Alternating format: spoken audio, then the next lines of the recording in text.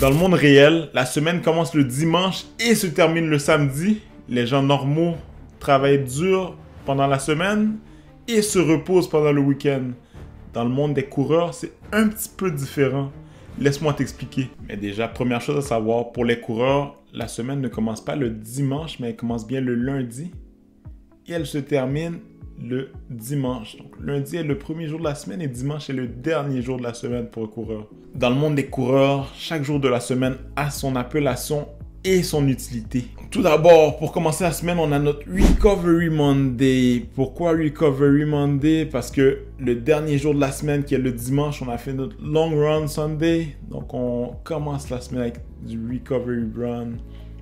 Fait du bien aux muscles, slow pace. Deuxième journée de la semaine, le mardi, on a notre Track Tuesday. Oui, le lundi, c'était un peu plus soft. Le mardi, on enchaîne avec une séance sur piste. Track Tuesday, d'où le nom Track Stars. C'est une séance d'intervalle souvent. Vous allez le voir, c'est très populaire dans la communauté du run. Troisième journée de la semaine, le mercredi. On n'a pas de séance spécifique aussi populaire que le Track Tuesday qui est présente dans la communauté le mercredi. Le mercredi, souvent, ça va être une séance... on vient de sortir d'une séance un peu plus difficile sur track, sur piste avec des intervalles le mardi. Donc, le mercredi, ça va être une journée un peu plus mollo, un peu plus slow. Souvent, ça va être un slow jog. On peut venir mettre du volume, mais c'est rien de super difficile. On veut recover de notre séance de mardi en même temps. Le jeudi, on a notre Threshold Thursday. Oui, c'est un petit peu moins populaire dans la communauté, tout de même connu. Le Threshold Thursday, dans le fond, c'est une séance au seuil. Donc, ça va soit un tempo run ou soit des intervalles au seuil. Le vendredi, il n'y a pas de séance super connue le vendredi. Naturellement, si on suit la même logique, on sort d'une séance un peu plus difficile le jeudi. Donc, le vendredi, ça peut être un slow jog, ça peut être du repos aussi. Le samedi, qu'est-ce qu'on va voir souvent dans la communauté? On ne le voit pas tout le temps, on voit souvent la veille d'une course, on va voir le Shakeout Saturday.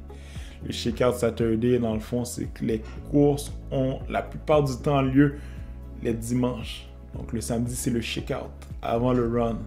Vous allez le voir souvent. Portez attention sur ce travail la veille des compétitions. Shakeout Saturday. On se met bien, on se réchauffe un peu. La course est demain. Le dimanche, on a notre journée la plus populaire de la semaine chez les coureurs. On a notre fameux Long Run Sunday. Pourquoi le dimanche? Naturellement, parce que la semaine, les gens travaillent souvent la semaine. Le samedi, c'est un peu plus occupé comme journée. Le dimanche, on a plus de liberté habituellement. Donc, le Long Run Sunday, c'est là que les coureurs vont en profiter pour enchaîner les grosses séances. Vous allez le voir sur Strava. Connectez-vous sur Strava, c'est là que les gens font leurs 20, leurs 30, leurs 40 km. Tout le temps le dimanche. Les courses ont souvent lieu le dimanche aussi. Donc, en vue de la course qui va être le dimanche, on se pratique chaque semaine à enchaîner des grosses séances les dimanches. Comme tu l'as deviné, il n'y a rien d'obligatoire à respecter ces journées-là pour les séances. Tu fais tes séances comme tu as envie de les faire. C'est seulement les séances les plus populaires dans le monde de la course à pied. Si tu en connais d'autres, laisse-moi les en commentaire. Fais-moi savoir. J'espère que je t'ai appris quelque chose aujourd'hui. Bon run.